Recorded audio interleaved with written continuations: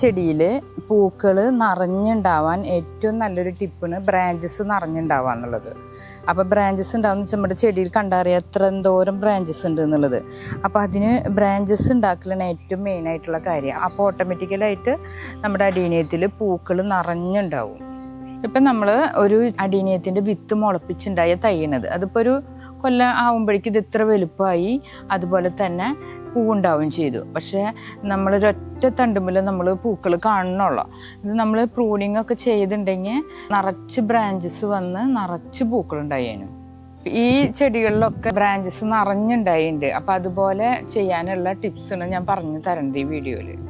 Branches ഉണ്ടാവാൻ വേണ്ടി ശ്രദ്ധിക്കാനായിട്ടുള്ള ചില അടീനിയ സ്പീഷീസ് അനുസരിച്ച് നമ്മുടെ ചെടികളിൽ ബ്രാഞ്ചസ് അധികം ഉണ്ടാവും. നമ്മൾ പലയിടത്തും തന്നെ കണ്ടിട്ടുണ്ടാവും ബ്രാഞ്ചസ് കുറഞ്ഞിട്ട്. അറബിക്കം സ്പീഷീസിലൊക്കെ നമുക്ക് നിറവ് ബ്രാഞ്ചസ് ഉണ്ടാവും. അങ്ങനത്തെ നോക്കി കളക്ട് ചെയ്ത് കഴിഞ്ഞാൽ ബ്രാഞ്ചസ് നിറഞ്ഞുണ്ടാവുന്നതാണ്. ചില ചെടികളിൽ സാധാ അടീനിയത്തിൽ തന്നെ കുറേ ബ്രാഞ്ചസ് നമ്മൾ വർഷത്തിൽ 2 തവണ പ്രൂൺ ചെയ്ത് കഴിഞ്ഞാൽ അങ്ങനെ ഉണ്ടാവുന്നതാണ്. നമ്മൾ പ്രൂൺ ചെയ്യുമ്പോൾ 2 ഇഞ്ച് മുകളിലായിട്ട് തണ്ട് കട്ട് ചെയ്താൽ അതുമെന്ന് തന്നെ ചിലപ്പോൾ കുറേ ബ്രാഞ്ചസ് വരും. ചെടിയുടെ പ്രൂണിങ് ചെയ്യുമ്പോൾ ബ്രാഞ്ചസ് കൂടും ചെയ്യും. അതുപോലെ തന്നെ ചെടിയുടെ ഷേപ്പ് നല്ല ഭംഗിയുള്ള ഷേപ്പാവും. എല്ലാ അടീനിയം ചെടിക്ക് ഒരു പ്രത്യേക തരം ഭംഗിയുണ്ട്. അതിൻ്റെ കോഡക്സ് ഭാഗം അത് വെള്ളം സ്റ്റോർ ചെയ്യണ ഭാഗമാണ്. അപ്പോൾ അതിൽ നമ്മൾ പ്രൂൺ ചെയ്യുന്നതിനനുസരിച്ച് അത് നല്ല തിക്കാവും, ചെടി നല്ല വളർച്ചയാവും, അതുപോലെ തന്നെ നല്ലൊരു ഭംഗി വരും ചെയ്യും. അപ്പോൾ നമ്മൾ പ്രൂൺ ചെയ്ത് കഴിഞ്ഞ് കോഡക്സ് വലുതാവുന്നതിനനുസരിച്ച് ചെടിച്ചട്ടി റിപ്പോർട്ട് ചെയ്യണം. വലിപ്പം കൂടിയ ചട്ടികളായിട്ട് ആക്കണം. ഞാൻ അധികം പ്ലാസ്റ്റിക് ചട്ടിയാണ് ഉപയോഗിക്കാറ്. എന്ന് വെച്ചാൽ പ്ലാസ്റ്റിക് ചട്ടി ആകുമ്പോൾ നമുക്ക് വർഷക്കാലമൊക്കെ ആകുമ്പോൾ ഇങ്ങനെ കൊണ്ടടക്കാനൊക്കെ എളുപ്പമാണ്. മഴക്കാലമൊക്കെ ആകുമ്പോൾ ഷെയ്ഡ് വെക്കേണ്ട കാരണം അങ്ങനെ പ്ലാസ്റ്റിക് ചട്ടി ആകുമ്പോൾ അത്ര വെയിറ്റ് ഉണ്ടാവില്ലല്ലോ. അല്ലെങ്കിൽ ഭയങ്കര വെയിറ്റ് ആവും, ചെടി മാനേജ് ചെയ്യാൻ ബുദ്ധിമുട്ടാവും. നമ്മൾ ചെടിയുടെ ശിഖരങ്ങൾ പ്രൂൺ ചെയ്യണതിനനുസരിച്ച് ചെടിയിൽ നല്ലോണം പൂക്കൾ നിറയും. അതുപോലെ തന്നെ ചെടി നല്ല മോഡലിൽ ഷേപ്പ് വരും ചെയ്യും. അത് കാരണം നമ്മൾ വർഷത്തിൽ 2 തവണ എന്തായാലും പ്രൂൺ ചെയ്യണം. മഴയില്ലാത്ത സമയം നോക്കി നല്ല വെയിലുള്ള കാലാവസ്ഥയിൽ നമ്മൾ പ്രൂൺ ചെയ്യാൻ ശ്രദ്ധിക്കണം. 6 മാസം ഇടവിട്ട് നമ്മൾ പ്രൂൺ ചെയ്യണം. നമ്മൾ അടീനിയം തൈ മുളപ്പിച്ചെടുത്തതാണ്. അപ്പോൾ ഇതിൻ്റെ നമ്മൾ ഈ ഒരു വലുപ്പത്തിൽ തന്നെ ഇത് കണ്ട ഇവിടെ പ്രൂൺ ചെയ്ത് സാഫ് ചെയ്ത് വെച്ചിട്ടുണ്ട്. അപ്പോൾ ഇത് നല്ല ഉരുണ്ട് വരും. ഇനി അടുത്ത ട്രിപ്പ് ആകുമ്പോൾ നമ്മൾ ഇത് ഇവിടെ ഒരു 2 ഇഞ്ച് ഹൈറ്റ് കഴിഞ്ഞിട്ട് നമ്മൾ പ്രൂൺ ചെയ്യണം. അപ്പോൾ അതുപോലെ ഇലകൾ ഇങ്ങനെ കൂടുതലായിട്ട് പൊട്ടി വരും. ഇതിപ്പോൾ നമ്മുടെ പ്രൂൺ ചെയ്ത് കട്ട് ചെയ്ത സ്റ്റെമ്മ് നട്ട് പിടിപ്പിച്ചതാണിത്. അത് കഴിഞ്ഞിട്ട് നമ്മൾ വേരൊക്കെ ഓക്കെ ആയപ്പോൾ നമ്മൾ പ്രൂൺ ചെയ്യുകയും ചെയ്തു. എന്നിട്ട് ഇതാ ഇതുപോലെ വന്ന് ഇതേ പൂവുകളൊക്കെ ഇടുന്നുണ്ട്. നമ്മൾ പ്രൂൺ ചെയ്ത കൊമ്പുകൾ നട്ട് കഴിഞ്ഞാൽ പെട്ടെന്ന് തന്നെ പൂവുണ്ടാവും. വളരെ സുഖമാണ് നമുക്ക് പ്രൂൺ ചെയ്തത് നട്ട് പൂവ് പിടിപ്പിക്കാനായിട്ട്. ഞാൻ സിമ്പിളായിട്ട് പ്രൂൺ ചെയ്യുന്നത് എങ്ങനെയാണെന്ന് കാണിക്കാം. മുന്നിലത്തെ വീഡിയോകളിലൊക്കെ ഞാൻ പ്രൂൺ ചെയ്യുന്നത് പറഞ്ഞിട്ടുണ്ട്. അപ്പോൾ അതുപോലെ തന്നെ പ്രൂൺ ചെയ്യുന്നത് എങ്ങനെയാണെന്ന് കാണിക്കാം. നമ്മൾ ഈ ചെടിയാണ് പ്രൂൺ ചെയ്യാൻ ഉദ്ദേശിക്കുന്നത്. ഇതിലെന്താണെന്ന് വെച്ചാൽ പൂവുണ്ടായിട്ടില്ല. അപ്പോൾ ഇത് നമ്മൾ ഈ തണ്ടെടുത്ത് നമ്മൾ ജസ്റ്റ് ഇതേ ഇവിടെ നോക്കി കട്ട് ചെയ്യുന്നുണ്ട്.